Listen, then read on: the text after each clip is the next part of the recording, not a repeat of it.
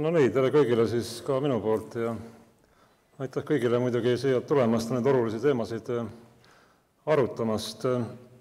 See teema, mis ma hakkan käsitlema, Eesti meedia ja selle nõnda läbipaistvus on just suhteliselt lai ja üsna selline, kuidas öelda, palju hõlmav, nii et osalt on tegemist katsega natukene maakera sülle haarata, aga ma üritan natukene kõneleda sellest selliste olulisemate punktide või märksõnade kaupa, et siin natukenegi mingisugust ülevaadet tekitada.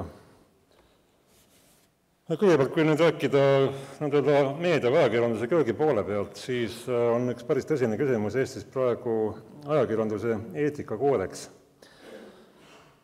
Et otseselt see võib-olla nüüd lugejat võib-olla nii ei puuduta isegi, aga arvestades seda, et ajakirjanikud peavad ju allikatega suheldes ikkagi lähtuma ka eetikakoodeksist ja kunagi ju ei tea, kes, ütleme, ka saalis istutes võib allikaks muutuda, siis on see küllaki oluline teema.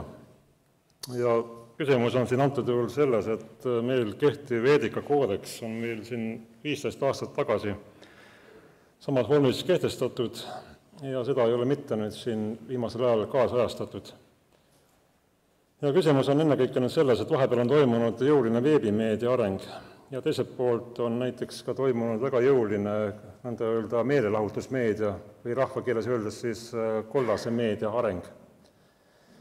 Ja need küsimused on tegelikult eetika poole pealt jäänud täiesti, ütleme, lahti kirjutamata või lahti seletamata. Ja kurb on seejuures ka veel asjaolu, et meediaregulatsioonis on meil täiesti eristamata iseenesest ajakirjandus ja meediatooted. No tavainimene võtab kõik kokku sellise ühisajakirjandusena, tuleb see siis kas siis paberi kaudu temale kuidagi kioskist või muidu kätte või tuleb ta siis nõnda öelda eetri kaudu jõuab temani. Aga probleem on siin antud juhul siiski selles, et ajakirjandus ei ole mitte kõik see, mis nõnda öelda meedias räägitakse, et suurem osa ajakirjanduses või ütleme, suurem osa meedias räägitavast tekstist moodustab paraku, eriti Eesti näitel, meelelahutus. Ja Eestis on tõesti kahjuks jäänud paika panemata, millised on, ütleme, inimese õigused meelelahutusmeedia ees või meelelahutusmeedia suhtes. Kui tuuaks selline väga lihtne näide, siis oletame, et kelleski siin saalis viibivatest poliitikutest tehakse selline, ütleme, meelelahutusmeediale sobiv lugu, kus seda on nähtud näiteks vestlemas naisterahvaga, kes ei ole tema seaduslik abikaasa. Ja kajastatakse seda situatsiooni väga mitmemõttelises kontekstis nõnda öelda kollases meedias, et siis ei tekkida küsimus, et kas inimesel peaks olema siis õigus ka nõnda öelda nende ilmunud asjaolude seletamiseks ja võimalike ka faktide täpsustamiseks või koguni siis ka õigete faktide esitamiseks. Aga Eestis on kahjuks selline olukord, kus tegelikult ei ole mitte ühestki aspektist võimalik hiljem tõestada seda, et sa ei ole kaamel või teisisõnu,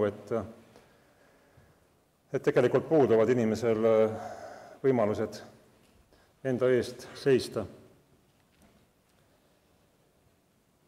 Nüüd me jõuame eetikakoodeksi juurest järgmise problemaatilise teema juurde ja see on ajakirjanduse nõnda öelda eneseregulatsioon. Eestis toimub see teatavasti kahe institutsiooni kaudu, üks on avaliku sõna nõukogu ja teine on pressinõukogu.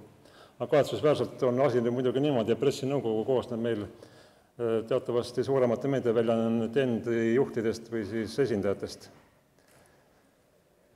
Ja tõepoolest, ma peaksin siin tsiteerima tuntud meediaanalüütikut Raivo Palmaru, kes on tõesti väga tabavalt väitnud, et see on umbes sama, kui panna tselluloosikombinaadid valvama looduse puhtuse üle. Sest tõepoolest pressinõukogu on ka selline kahetsusväärne lugu, et nad tõepoolest ei ole eriti huvitatud iseendale, ehk siis enda juhitavatele ajalehtedele negatiivse reklaami tegemisest ja see on ka täiesti mõistetav, sest omanikuna nad ei saagi sellest huvitatud olla kuidagi moodi. Ja sellepärast ma isiklikult leian, et see nõnda öelda jutumärkides eksiili sunnitud paralleelne organ ehk siis avaliku sõna nõukogu, et see tegelikult tegutses märksa, kuidas öelda nüüd, erapooletumalt ja asjatundlikumalt. See on lihtsalt põhjusel, et avaliku sõna nõukogusse kuulusid ja kuuluvad ütleme, akadeemilised ajakirjandusteadlased. Nüüd tahaks veel siia juurde lisada, et õigupoolest peaks selline organ nagu avaliku sõna nõukogu olema tõesti väga lihtsalt kättesaadav siis inimestele, kellel on meedia suhtes mingisuguseid pretensioone ja on muidugi üks väga tore, kui see avaliku sõna nõukogusse kuuluksid ka näiteks ka erinevate elualade juristid või muud asjatundjad, mis seda seaksid sellisele laiemale põhjale. Nüüd, et seda aega mitte väga lootuselt lõhki rääkida, ma siin libisen nüüd ruttu veel üle mõnedest teemadest. Märkimisväärne on muidugi asjaolu, et Eesti peavoolumeedia kipub alati kajastama valitseva võimu positsioone, selles väites iseenesest ei ole midagi uut, seda on korrutatud kõikvõimalikes kontekstides juba palju kordi, aga ma siiski võtaksin selle teema korraks põgusalt veel ülesse. Ja seda teemat on näiteks uurinud ka Tartu Ülikooli ajakirjanduse kommunikatsiooni osakond ja selle mõned tudengid. Ja muu hulgas siis näiteks on tehtud selline pikem uuring, kui te mäletate, toimus kunagi mõõdikute skandaal. See oli aastal 2004 ja see teema seisnes siis selles, et toonane justiitsminister Ken-Marti Vaher ütles kogemata vist umbes sellise lause, et me viime käibele kuriteo mõõdikud ja hakkame jälgima, et toimuks siis nõnda öelda piisava hulga kuritegude avastamine vastavalt siis ette kirjutatud nõnda plaanile. Et tegemist oli üsna ilmselt sellise, kuidas nüüd öelda, võib-olla lapsusega, võib-olla apsuga, sellepärast, et võrdlevat statistikat rakendati siis ja rakendatakse ka tänapäeval. Aga mis nüüd meediasse puutub, siis märkimisväärne on muidugi väga kiire, kuidas öelda, meedia positsiooni valik. Näiteks ilmus 11. märtsil Postimehes uudislugu ministri korruptantide jahtimise plaan jahmatas poliitikuid. Nimetatud uudist analüüsides võib öelda, et seda teemat ei ole siis kuigi objektiivselt kajastatud. Ja kõigepealt näiteks esines ebatäpsus uudise juhtlõigus. Nii öeldi pealkirjas juba, et justiitsministri plaan jahmatas poliitikuid. Kuid samas juhtlõigus esines ka väga kindel väide, ma tsiteerin, lõi eile kõikuma ka justiitsminister Ken-Marti Vaheri ametitool. Ja seesama selline päris kapitaalne ja kõva väide põhines siis ei millagi muul kui vaid ühel allikal, see on siis kellegi reformierakondlase Peep Aru arvamusel. Ja peale tema ei rääkinud selles mainitud Postimehe artiklis siis mitte keegi ei Vaheri ministritooli kõikumisest ega ka mitte Vaherile umbusalduse avaldamisest.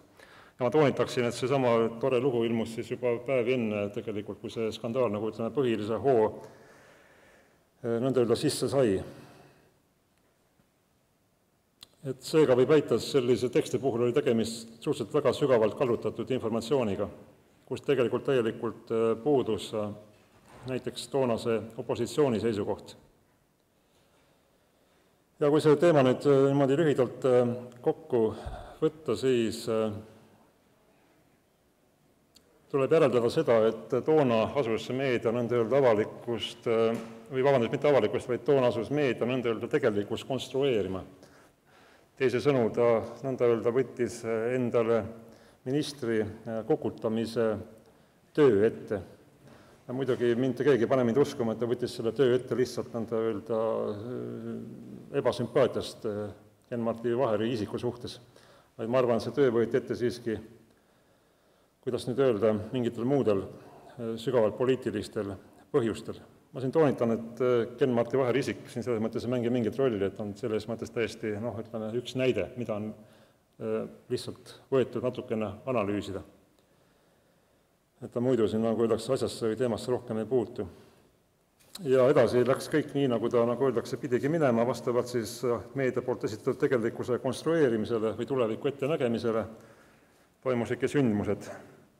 Aga kui tavaliselt peaks siis ajaleht kajastama sündmusi, mis on juba toimunud, ehk siis sammuma mõnevõrra sündmustest tagapool, siis nüüd sammus ajaleht sündmustest eespool. Ja miks ma seda kõike siin räägin? Tegelikult sama skeemi on ju tegelikult rakendatud väga paljudel muude poliitiliste skandaalide puhul, kus väga sageli on Eesti meedia rakendatud, ütleme, ühe või teise poliitiku ametist mahavõtmise huvisid teenima. Nüüd, kui proovida veel põgusalt üle libiseda siin mõnest teemast, siis väga oluline on muidugi, kui me räägime meedia objektiivsusest või meedia läbipaistvusest, selline teema, nagu on isikuandmete kaitse seadus. Ja miks ma sellest teemast räägin? Tähendab, olles ise meediaga olnud seotud juba päris pikki aastaid, siis mul jääb sügavalt arusaamatuks, et millistel tingimustel on isikuandmed meediale kättesaadavad ja millistel tingimustel nad meediale kättesaadavad ei ole. On olemas tõesti see isikuandmete kaitse seadus ja seal on öeldud niimoodi, et isikuandmete töötlemine on lubatud üksnes andmesubjekti nõusolekul. Teisisõnu, oletame teie kohta ükskõik kes siin saalist puudutab mingisugune menetlus, olgu see mis staadiumis iganes või kus iganes, siis seda menetlust tegelikult saaks meedia käsitleda loogiliselt võttes ainult siis, kui te olete selle kohta nagu andnud meediale vastav allkirja, seda käsitletakse. Olgu see mingi toimik, mis vormis iganes.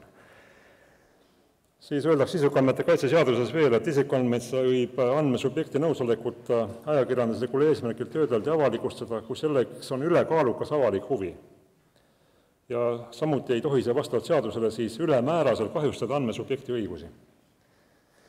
Ühesõnaga, sellisest juriidilisest abakradabrast võib välja lugeda igaüks, kes või mida iganes. Ja ka asja olemus on tegelikult ju selles, et teadupärast on meil meedias avaldatud, piiramatus koguses kõikvõimalikke kohtumaterjale.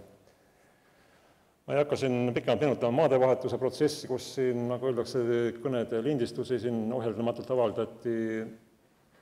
Loomulikult on avaldatud, viimase aja hitt on olnud siin mõnede Tallinna linnavalitsuse ametnike telefonikõnede avaldamine. Te võite ise ju arvata, kus kohas need telefonikõned ja salvestused ju pärinevad või milline institutsioon neid salvestab, aga see ei ole praegu antud juhul isegi niivõrd oluline. Aga oluline on just see antud juhul, et osa isikuandmeid on väga lahkelt mingite kummaliste meetodite kaudu siis meediale kättesaadavad ja teine osa isikuandmeid siis on võimalik meediast varjata, tuues see sama isikuandmete kaitse seadus, nagu öeldakse, näitena. Sisuliselt on pandud seega meedia sõltuma mingite suvaliste, suhteliselt väikesearvulise ametnikkonna suvast, kes siis vaatab ja otsustab vastavalt näole, vastavalt vajadusele, vastavalt mingisugusele abstraktsele riiklikule poliitikale, millised isikuandmeid me siis nüüd avaldame ja millised me ei avalda. Ja see omakorda muudab, ma väidan, meedia väga tugevasti manipuleeritavaks kõikvõimalike riiklike või poliitiliste institutsioonide poolt. Et see on nüüd selline väga põgus üle libisemine ja võimalik, et see nõnda öelda temaatika puudutab võib-olla pigem ajakirjanduse köögi poolt, kuivõrd lehelugejaid, aga muidugi ohtlik tendents on see, et järjest enam tuleb hakata, kuidas öelda, peavoolumeedia puhul ridade vahelt lugema. Ja aeg-ajalt mõistatama, et kuidas või kust on saadud kätte siis üks või teine materjal või kuidas või kes on teinud siis kättesaadavaks ühe või teise materjali, sest nagu ma selle sama andmekaitse seaduse põhjal tõin, võrdsena ei ole väga vabanda võimalik toimikutele, erinevatele, olgu nüüd mis toimikud iganes, ligi pääseda. Ja võib tuua sellest samast Siim Kallase webfondi teemast ka näiteks, kui lähete kuskil arhiivi, küsite mingisuguseid vanu, ma ei oska öelda, iganes parteide otsuseid, mida iganes. Teile öeldakse täpselt samamoodi, et väga vabandage, aga tooge mulle Siim Kallase allkiri, selle kohta, et me võime tema kohta välja anda mingisugused, ma ei tea, vanad keskkomitee otsuste stenogrammid või mis iganes, eks ole. Samal ajal enne imet ilmuvad meil meedias, tervete kohtutoimikute mingisugused, ma ei oska öelda, ümberkirjutused, koopiad, tõlgendused ja mida veel. Aga selline oli selline pealiskaudne ülevaade ja kui nüüd kokku võtta, üritada seda teemat kuidagi moodi, siis mis selle meedia muudab väga selliseks haavatavaks Eesti puhul on kahtlemata see, et tegemist on sügavale kasumile orienteeritud äriettevõtetega. Ja paraku, kui meediast on saanud ainult sügavale kasumile orienteeritud äriettevõte, siis jäävad avalikkuse ja ühiskonna huvid paratamatult tahaplaanile või hüljatakse nad üleüldse või täielikult. Ja Eesti puhul on kahjuks see tendents nüüd juhtunud. Ja iseloomustades meedia üldist olukorda veel, siis tuleb märkida, et Eesti nõnda peavoolumeedia on alati, nagu öeldakse, võitja poolele. Kui te tahate teada, kes on poliitikas võitja, siis lugege palun meie igapäeval ilmuvaid või ka nädalati ilmuvaid suuri ajalehti. Et kahe sõnaga ma peatuksin selle samal Kristiina Ojulandi puudutaval skandaalil, et ma ei tahaks siin hakata seisukohti võtma, kes on siin Mustem lammas, Ojuland või mingisugune teine isik seal parteis, kes on seda suuremat pattu teinud, ilmselt on need asjad mädad, selleks üsna sügavuti, Aga mis ma tahan väita, on see, et hämmastav on, kuidas moodi juhatati see teema sisse, nõnda öelda juba nädal või 2 enne Kristiina Ojulandi nõnda öelda käekoti iseärasuste demonstreerimisega, pärast seda siis järgnes nõnda öelda siis vastav paljastus, pärast mida siis, nagu me viimastest teadetest või meedia väljaannetest võime lugeda, siis on viskunud terve seltskond erinevaid arvamuskujundajaid, nõnda öelda siis Ansipi liini kaitseks, eks ole, me võime siin, te võite ise neid, võtke Delfi lahti või vaadake, lugege isegi lehti. Nii et selles mõttes kõik läheb, nagu öeldakse, mööda juba ammu ette talatud rada, aga kas see rada nüüd on õige, kas see rada viib nüüd Eesti meediat õiges suunas, selles ma julgen väga sügavalt kahelda. Aga aitäh teile tähelepanu eest!